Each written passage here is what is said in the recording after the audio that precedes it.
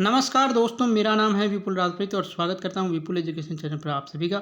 दोस्तों, हमने राजस्थान कला इतिहास संस्कृति की जो कक्षा 10 की बुक है उससे topic wise question series start कर रखी है। आज हम देखेंगे राजस्थान के प्रमुख राजवंश, जिसमें पहला राजवंश है मेवाड़ राजवंश। इससे पहले हमने प्राचीन सभ्यता और जनपद की वीडियो अपलोड किया, आपने नहीं देखी, इस वीडियो के आई बटन में आपको उनका लिंक मिलेगा, जरूर देखिएगा। चलिए पहले प्रश्न से शुरुआत करते हैं। किस विद्वान ने गुहिलों की उत्पत्ति वल्लभी से मानी है? ए अबुल फजल ने, बी मोहम्मद नैन्सी ने, सी कर्नल टोड ने और डी गोपीनाथ शर्मा ने। तो दोस्तों इसका सही उत्तर होगा कर्नल टोड। देखो अबुल फजल है, इसने तो माना था ईरान की जो नौशखा हैं उनसे संबंधित है, और मोहम्मद नैन्सी और गोपीनाथ शर्मा मानते हैं इनका संबंध ब्राह्मणों से है। अगला प्रश्न, गुहिल वंश की स्थापना हुई थी, यानी गुहिल वंश की स्थापना कब हुई थी? 560 में, 564 में, 566 में और 565 में। तो दोस्तों इसका सही उत्तर होगा 566 में गुहिल ने स्थापना की थी। ठीक है। अगला प्रश्न, इस प्रशस्ति के अनुसार बप्पा रावल 734 ईस्वी में चित्तौड़ का शासक बना? ए कीर्ति स्तंभ, बी राज प्रशस्ति, सी जैन प्रशस्ति और डी इनमें से कोई नहीं। दोस्तों इसका सही उत्तर होगा जैन प्रशस्ति, राज प्रशस्ति, गलती से जैन प्रशस्ति निकल गया। इसका सही उत्तर है आपके राज प्रशस्ति, जो राज सिंह ने उत्कीर्ण करवाई थी राजमंद झील के किनारे।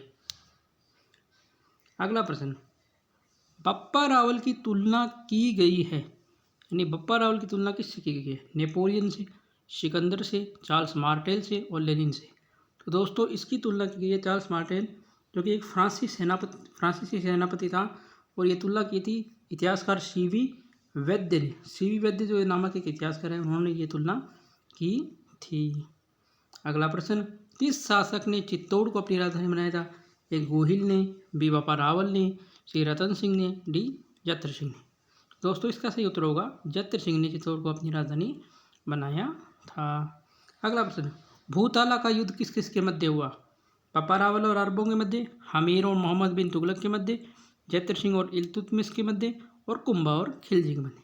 तो देखो ये जो युद्ध होता है वो होता है जैतर सिंह और इल्तुतमिश के मध्य 1227 ईस्वी में, और एक ग्रंथ है जय सिंह सूरी का हमीर मद मर्दन, उस ग्रंथ में इस युद्ध का वर्णन है। अगला प्रश्न, चित्तौड़ का प्रथम शाखा हुआ 1301, 1303, 1308 और 1311। तो इसमें दोस्तों राइट आंसर क्या होगा? 1303 में रतन सिंह शासक था, अलाउद्दीन खिलजी का आक्रमण होता है उस समय। ठीक है। और 1301 में आपको पता ही है कौन सा शाखा हुआ था? रणथंभौर का शाखा, जहाँ पर अमीर और अलाउद्दीन खिलजी के मध्य युद्ध होता है। 1308 में शिवाड़ा का शाखा, सातलदेव चौहान वाला, और 1311 में जालौर का शाखा, कानाड़देव चौहान वाला। ठीक है। अगला प्रश्न, मेवाड़ के उद्धारक की संज्ञा दी जाती है, यानी किसे मेवाड़ के उद्धारक की संज्ञा दी जाती है? ए राणा कुंभा को, बी रावल रतन सिंह को, सी राणा हमीर को, डी राणा सांगा को। तो दोस्तों इसका सही उत्तर होगा राणा हमीर को, क्योंकि राणा हमीर ही जो थे उन्होंने ही दोबारा चित्तौड़ में जो है रावल शाखा की ये स्थापना करते हैं, इसलिए इन्हें कहा जाता है मेवाड़ का उद्धारक, और साथ ही इनको कहा जाता है विषम घाटी पंचानन।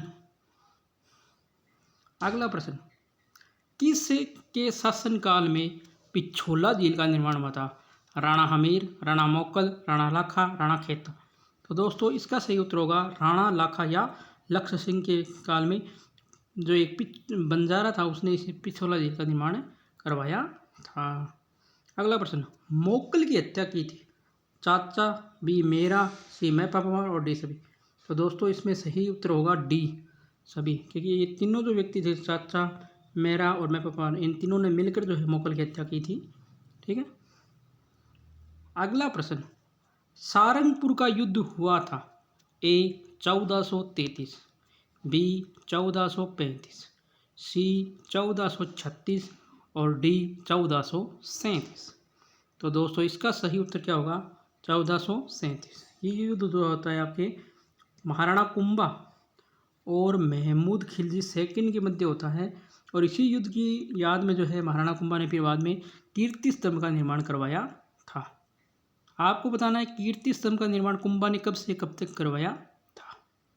अगला प्रश्न, चंपानेर की संधि हुई थी, यानी चंपानेर की जो संधि है वो किस किस के मध्य होती है? ए कुंभा और महमूद खिलजी, बी महमूद खिलजी और कुतुबुद्दीन, सी रणमल और कुंभा, और डी कुंभा और जोधा। तो देखो दोस्तों, इसमें अंदर आपको याद रखना है ये जो संधि होती है चंपानेर की संधि जो होती है लगभग 1456 के आसपास की बात है। ये 1456 में ये संधि होती है। ये महमूद खिलजी और कुतुबुद्दीन की बंदी होती है। ये दोनों मिलकर आक्रमण करते हैं कुंभा पर, लेकिन कुंभा अपनी चालाकी से दोनों को परास्त कर देता है। और आपको बताना है कुंभा और जोधा के मध्य, राव जोधा के मध्य कौन सी संधि हुई थी। ठीक है, अगला प्रश्न, एकलिंग महात्म्य के रचनाकार कौन है? राणा कुंभा, कवि अत्रि, कान्ह व्यास, इनमें से कोई नहीं। तो दोस्तों इसका सही उत्तर क्या होगा? सी कान्ह व्यास, जो कुंभा के संगीत गुरु भी थे। खातवली का युद्ध हुआ था, ए सांगा और नासिरुद्दीन के बीच में, बी सांगा और इब्राहिम लोदी के बीच में, सी सांगा और बाबर के बीच में, और डी सांगा और मोहम्मद खिलजी। तो दोस्तों ये जो उत्तर है ये होगा इब्राहिम लोदी और सांगा के बीच में हुआ था 1517 में खातवली का युद्ध। ठीक है, जिसमें सांगा की सेना ने इब्राहिम लोदी की सेना को हरा दिया था। अगला प्रश्न, किस युद्ध में सांगा ने बाबर को पराजित किया था? बाडी के युद्ध में, खानवा युद्ध में, बयाना युद्ध में, चंदेरी युद्ध में। तो दोस्तों इसका सही उत्तर क्या होगा? बयाना युद्ध में, क्योंकि खानवा युद्ध में खुद राणा सांगा हारते हैं, और बाडी का जो युद्ध है वो तो इनके और इब्राहिम लोदी के सेनापति मियाँ माकन के बीच में होता है, और चंदेरी के युद्ध में ये होते ही नहीं है। ठीक है, अगला प्रश्न, मावली का युद्ध हुआ था। मावली का युद्ध किसके मध्य हुआ? मावली का युद्ध कब हुआ? 1535, 1537, 1540, 1541। तो दोस्तों ये है 1540 में, और ये युद्ध होता है उदय सिंह और बनवीर के मध्य, जिसमें बनवीर मारा जाता है और उदय सिंह का पुनः अपने जो राज्य था उस पर शासन स्थापित होता है। अगला प्रश्न, जयमल फत्ता किसके सेनानायक थे? मालदेव के, हमीर के, राणा प्रताप के, उदय सिंह के। तो दोस्तों इसके अंदर आपको राइट आंसर बताइए, उदय सिंह के थे। जब 1567 में चित्तौड़ का तीसरा शाखा होता है, अकबर आक्रमण करते हैं, उस समय यही सेनापति थे। और इनकी बहादुरी से प्रश्नों को अकबर ने फिर इनकी जो गजारूढ़ मूर्तियाँ हैं वो आगरे के किले पर लगाई थी। इसके अलावा आप जूनागढ़ दुर्ग देखने जाओगे, वहाँ पर भी गजारूढ़ मूर्तियाँ हैं। वो किसकी है? वो जयमल और फत्ता की। अगला प्रश्न, महाराणा प्रताप का जन्म हुआ, ए कुंभलगढ़ दुर्ग में, बी चित्तौड़गढ़ में, सी गोवंदा में, और डी नागदा। तो दोस्तों इसका सही उत्तर है कुंभलगढ़ में वो का हुआ था इनका जन्म। ठीक है, अगला प्रश्न, अकबर के शिष्टमंडल के प्रथम व अंतिम कौन था? यानी पहली बार कौन आया था और लास्ट में कौन आया था? ए मान सिंह और टोडरमल, बी जलाल खां और भगवंत दास, सी जलाल खां और टोडरमल, और डी है भगवंत दास और टोडरमल।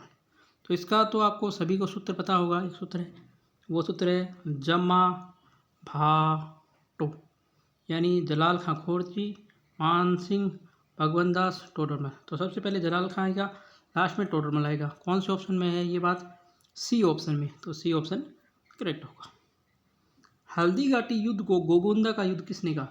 कर्नल टोड ने, अबुल फजल ने, पृथ्वीराज राठौड़ ने, बदायूं ने। तो देखो कर्नल टोड ने तो इसको कहा था मेवाड़ की थर्मोपली।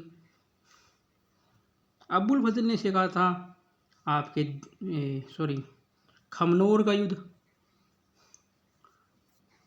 पृथ्वीराज राठौड़ का यहाँ पर कोई प्रश्न ही नहीं। बदायूं ने कहा था इसे गोगोंदा युद्ध। तो डी ऑप्शन इसमें करेक्ट हो जाएगा। अगला प्रश्न, मेवाड़ मुगल संधि हुई 1610, 1612, 1615, 1616। सही उत्तर होगा 1615। 1615 में ये संधि हुई थी। किस किस के मध्य हुई थी? अमर सिंह और जहांगीर के मध्य ये संधि हुई थी। अगला प्रश्न, राज सिंह को कितना वंश प्राप्त होता था? 2000, 4000, 5000, 6000। तो इसका सही उत्तर है 6000 वंश प्राप्त था। राज प्रशस्ति के रचयिता कौन है? कवि अत्रि, कवि महेश, रणछोड़ भट्ट, और डी कोई नहीं। तो दोस्तों इसका सही उत्तर होगा सी रणछोड़ भट्ट ने इसे प्रशस्ति के रचयिता थे। हिंदू सुल्तान की उपाधि किसे प्राप्त थी? राणा हमीर को, राणा सांगा को, राणा कुंभा को और राणा प्रताप को। तो इसका जो सही उत्तर होगा वो होगा राणा कुंभा। ने और भी कई उपाधि प्राप्त, हाल गुरु, दान गुरु, छाप गुरु, ऐसी कई उपाधियां इन्हें और भी प्राप्त थी।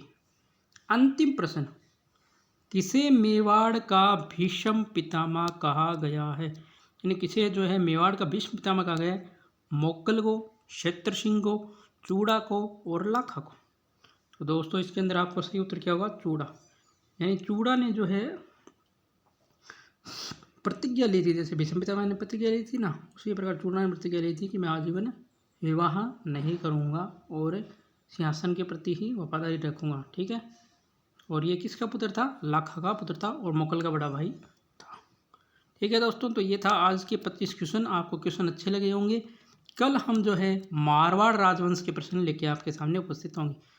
ठीक है दोस्तों, तो वीडियो को लाइक करना, शेयर करना नहीं भूलिए, कमेंट जरूर करें और आपने अभी तक चैनल को सब्सक्राइब नहीं किया प्लीज़ चैनल को सब्सक्राइब कर लीजिए, बेल आइकन की घंटी को प्रेस कर दीजिए। धन्यवाद दोस्तों।